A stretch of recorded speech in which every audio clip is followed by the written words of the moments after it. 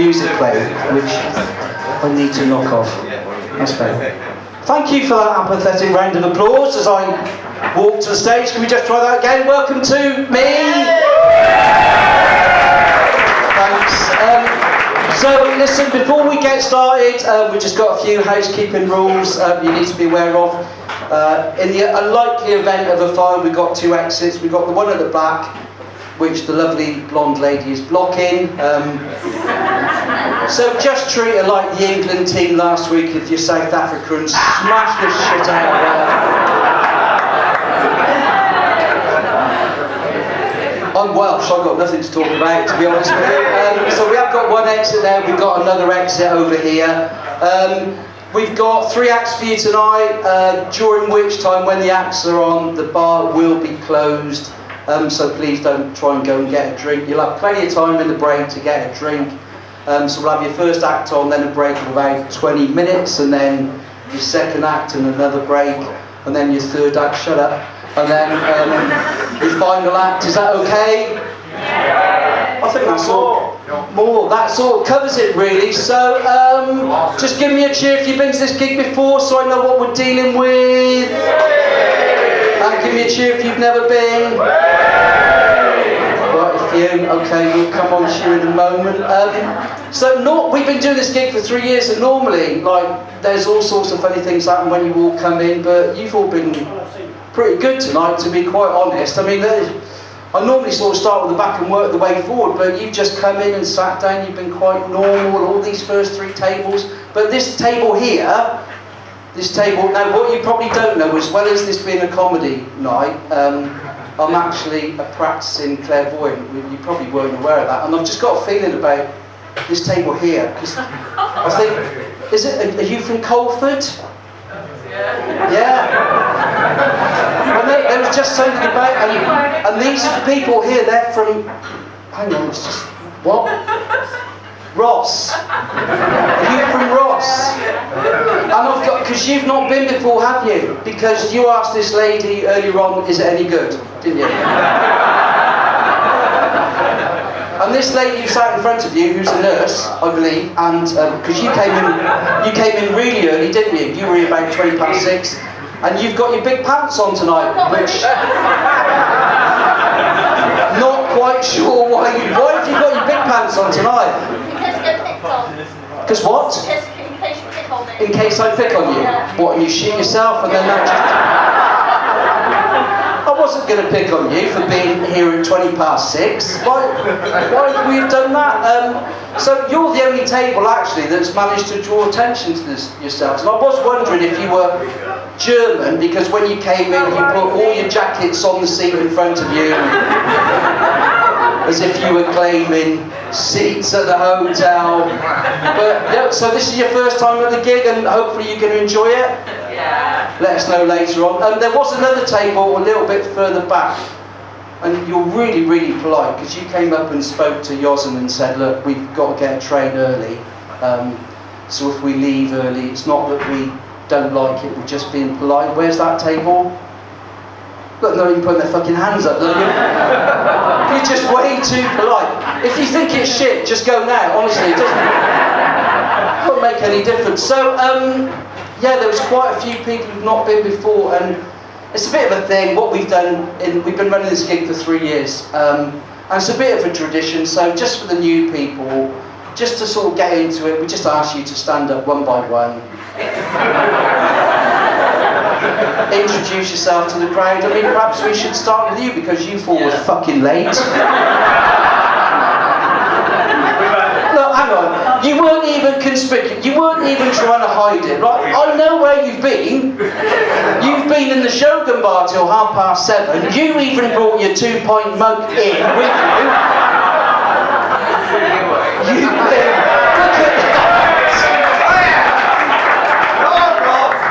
Some of these poor more people have been here since 6 o'clock waiting for you.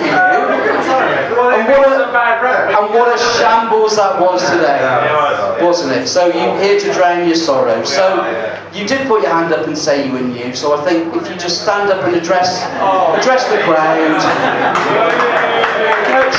So just say what your name is, where you're from. That would be nice. Hello, I'm Kevin, and I live just outside of Brighton. Doesn't mean I'm gay. Oh, that's lovely. And I could be. in the 3 years we've been running that gig, that's the first time anyone's fucking stood up. So.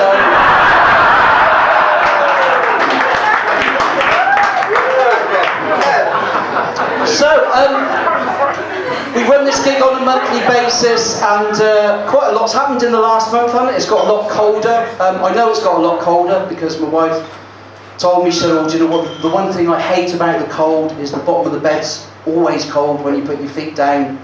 And I just said, "Is it?" And she went, "Oh, of course, you wouldn't know." That's quite harsh, isn't it? That is. She's not here tonight. And she is me, yeah. And the clocks have gone back. And again, my wife on the weekend, the clocks went back. She decided to have a weekend away, trusting me to put all the clocks back in the house. And then I couldn't understand why at 8 o'clock in the morning I was the only one at work, because it was 7 o'clock. Right. When I wrote that joke, I've got to be honest, I was expecting a far better response. If I have to explain stuff to you, this is going to be a long fucking night. The last week's been quite interesting. Steve Easterbrook, I don't know if you know Steve Easterbrook, he was one of the big chief at McDonald's. He's been sacked, 12.8 million salary, sacked for having an affair with a colleague, and I'm sure there's plenty of people in this room that have had affair with colleagues. Let's just have a show of hands. Apparently they like dressing up. He was always giving her his Big Mac. No, that's not bad. It gets far worse than that. She was putting it about as well, so McDonald's have now added a new item to their menu, the McSlutty. Mothercare had gone into administration. That was shocking. And what you probably don't know this, but Mothercare in Gloucester were one of the first Mothercare stores that had baby change facilities, because they did their market research and they realised that in Gloucester there are some fucking ugly babies.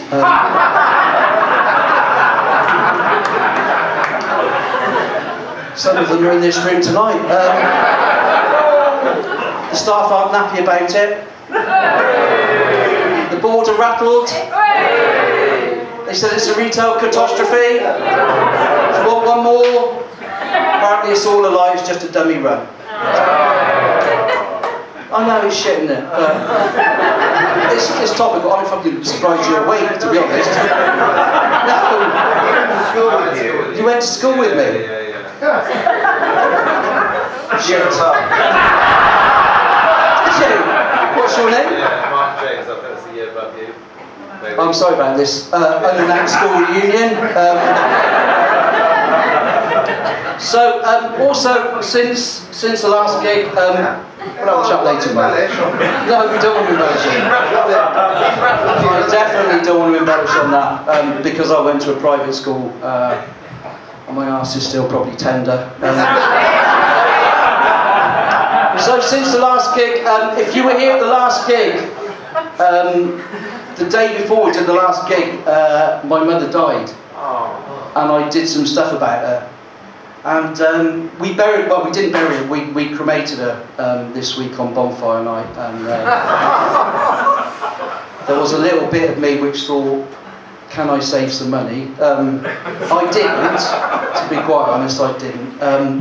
And I've sort of made it a bit of a promise that for every gig up until Christmas, I'm going to mention her. So just bear with me on this. So she was C of E originally, and she changed to Catholicism quite some time ago. She changed to the dark side, as I like to call it. And we had a Catholic priest do the ceremony. I thought it was really good of him in his busy schedule to tear himself away from the choir boys.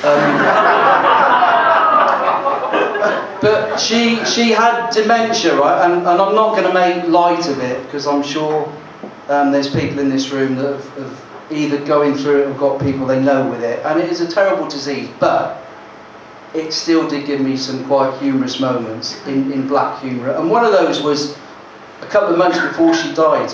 We went in to see her, and she was up and dressed. I said, "You all right, Mum?" "Yeah." "You had breakfast?" "Oh yeah, yeah." She said, "The nuns gave it to me." "The nuns?" "Yeah." "Which nuns were those?" "Well, the ones that were with me when I woke up. There was 2 of them by the side of my bed." And the thing is with dementia, right, there's no point arguing against people because in their mind, that's what they believe. So you just got to go with it. So it's like, oh, right, okay. And also with dementia, it affects people. They start hiding things. They hide cards, they hide money. And she was forever hiding her keys. So I said, "So these 2 nuns then, how did they get in?" "Well, I don't know." So they were definitely here. So I'm not going mad. "No, I'm sure you're not, but they were here when you came in?" "Yeah, yeah." "When I woke up, they were sat by my bed." So I said, "Well, how do you think they got in? Did they have keys?" She said, "Oh, I don't think so."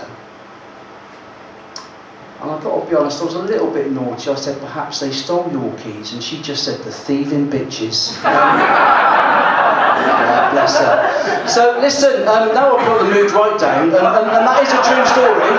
That is a true story, I'm afraid, but you've got to talk about these things. We got a fantastic night ahead of you. I'm delighted we got your first act ready for you tonight, so are you ready for your first act? Is that okay?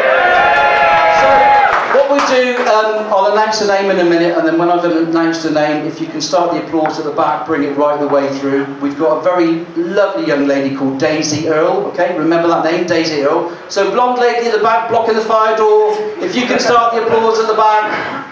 Yeah, start the applause now. Difficult question, do your best. Bring it right the way through the room, all the way through, lots of people at the front.